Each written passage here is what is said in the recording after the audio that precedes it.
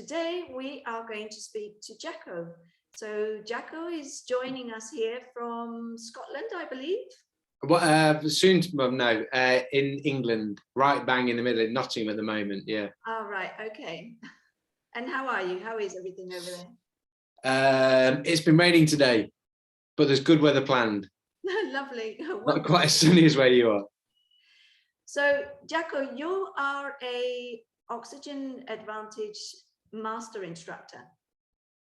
And you were also a rugby player, is that correct? Yeah. So tell me a little bit about what you do and, you know, what you do as a living and how do you instruct people? Do you instruct people in rugby, in sports? Yeah. Tell me a little bit about what you do. Yeah, so I retired from professional rugby in 2013 after I was 31 at the time, so I was lucky enough to have a long career in that. I had a brain injury that caused me to retire from that, which ultimately got me into some of the breathing stuff because I was looking for ways to continue my rehabilitation where I didn't feel like I was fully back to normal.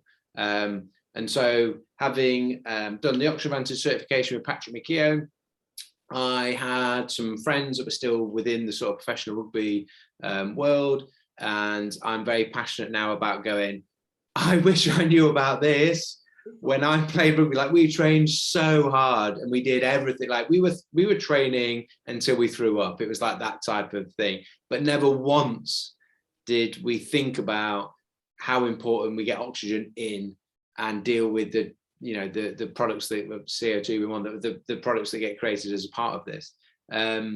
So we just absolutely hammered ourselves, and I'm like, I wish I knew this, but back then. But actually, what's one of the things I love doing is I love coaching. Before, I've been a strength and conditioning coach since I finished rugby back in 2013. So I've been a strength and conditioning coach, worked with a lot of Paralympic athletes. I've picked up the breathing stuff since the last few years, and now teach the Oxygen Advantage a lot within rugby, but then also within other performance sports like triathlon, working with triathlon, and also MMA or UFC fighters as well, and just trying to help people get the most out of the training that they're doing with some breathing practices linked in and integrated into what they're already doing. One of the other sides of the breathwork with the Oxygen Advantage that I do love teaching as well is the stress management, the anxiety control, that side of it, just that overall well-being and being able to manage and give ourselves some like control back to our emotional and mental states.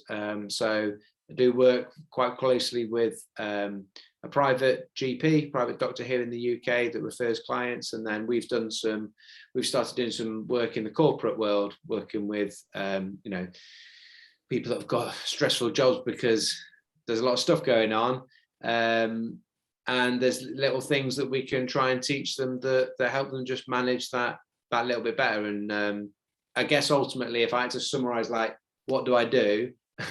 I share what Patrick McKeown quite beautifully gave as almost, it feels like a present or a blessing to me, and has impacted me so much that it's like, join that team, join that family, and share that as well. And the two extremes of like someone struggling with like stress management, anxiety, and like sports performance can seem quite like opposite ends of the spectrum, and maybe they certainly are in terms of how I will explain and describe things to those two different clients. But at the same time, the thing that's similar is like breathing, and it's not like, oh, you got to breathe like with your ears over here, and then you're going to breathe with your mouth over it. It's like there's only sort of one optimal or most efficient way that the body is designed to breathe. It's just understanding how that influences our physiology, so you can use it to your best advantage, or use it as a tool to help you, just whatever your situational environment that you're in. And so I know it's such a shame, really, that when we're children, we're not taught this at school. 100%. This is, hopefully, now with more awareness about breathing and about, you know, how we should be breathing. Now with all this awareness that's coming along, you know, thanks to Patrick and for James Nestor for his book, and you know, all the instructors, you know, so their children will be able to grow up now as well, knowing how to breathe properly. So when they go into sports, or if they want to go into elite sports, then they will be able to use that, you know, for their benefit. It's getting a better understanding of like how my body works, and there's all these amazing things that my body does. Like, for instance, if I cut myself, I'm not surprised when it scabs over heels and I build new skin. And it's like, that's ridiculous.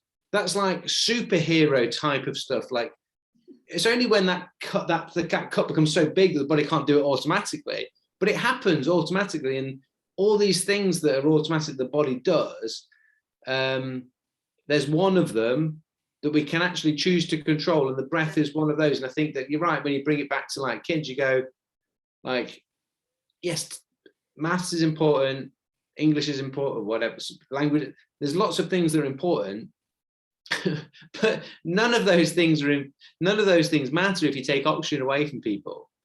You know, I'll often say this of like, what do we need to be alive? And we'll say food and water. I mean, like, no, I mean, this is a little bit too black and white, so it's not quite like this, but I'll often say to people to just try and make the point that if I gave you lots of food and lots of water, but no air, you're dead. So the food and water don't matter. The food and water allow you to live for longer. It is literally the air that you're breathing that allows you to be alive, or creates life within us. So if that's literally, I mean, I'm always thinking about it out loud now. If that's literally the most important thing in a child's life or anybody's life, why the hell aren't we teaching them how to do it properly? Well, exactly. I mean, what is the first thing we do when we come into this world?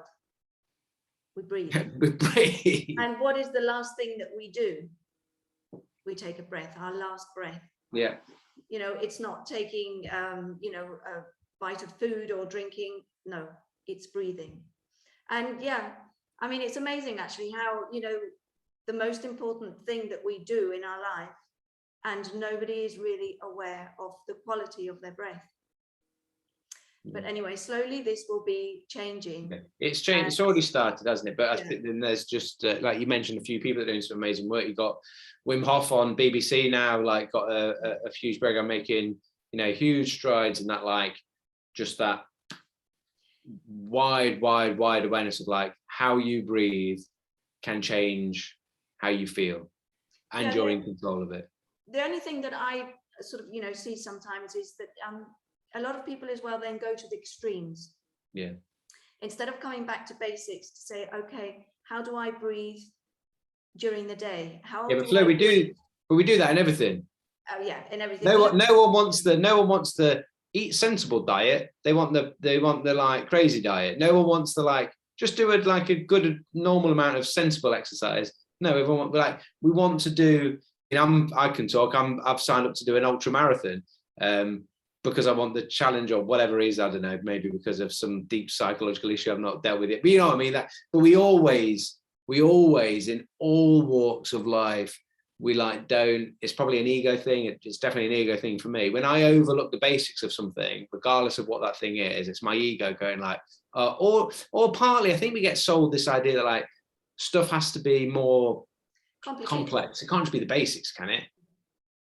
Because you look out there in the world of the internet, and you can find you can find someone doing something crazy in any walk of life, and I guess a lot of this, for some reason, because the basics for a lot of the time aren't sexy, let's say, for some reason we don't get excited by them, whereas the idea that the basics can be easy to do, and if they're quite impactful, like the basics of getting our breathing right, like breathing through the nose, diaphragm, getting the ribs moving, those things being simple and easy to do, but really effective on how you feel. I talk about how you feel, how you move, how you perform. It's like, that's a winner for me. I'm quite a simple guy. if I've got something I can do that's like not that hard to do, but has quite a big impact, it's like, let's do that. Well, this is the thing though, if we have a good base, if we go to basics and we have a really good foundation and a really good basics, then when we improve and when we want to go further, our performance will actually be even better. But because we've got the foundation and we've got the basics. I mean, there's so many people, and you've obviously seen this, with athletes that, they can't even do the basics properly. They find it hard to even go just to the basics, to move those ribs, to move the diaphragm, to not breathe through their mouth. So even if it's, we say, yes, it's basic and it's simple, for a lot of people that have had this bad breathing pattern for so long, they actually find it quite challenging at the beginning.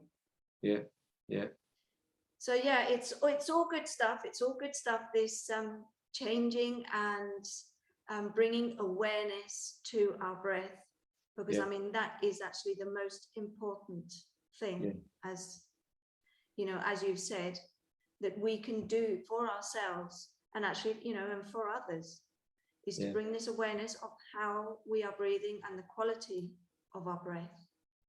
It's not only in sports performance, but it's also, as you were saying, for stress management, and for executives, for these high top people that are out there with all this stress, and they've got to be full on with their mind, with their focus, their concentration, their memory. So there's an area for absolutely everybody to change their breathing patterns and to really go back to basics, and then work on the basics and then move forward. So where can people find you if they would like to have any consultation with you, or to jump on one of you do workshops? I was going to make it, where can people find me? I was going to make a joke about I've got a camper van and doing a little bit of traveling at the moment, so I was going to, anyway, but no. Best place, like the ice cream man. I guess most of the stuff happens online. I've got Instagram if people want to see what some of the content or the way I sort of teach and coach the things I'm doing. Best place sort of on there.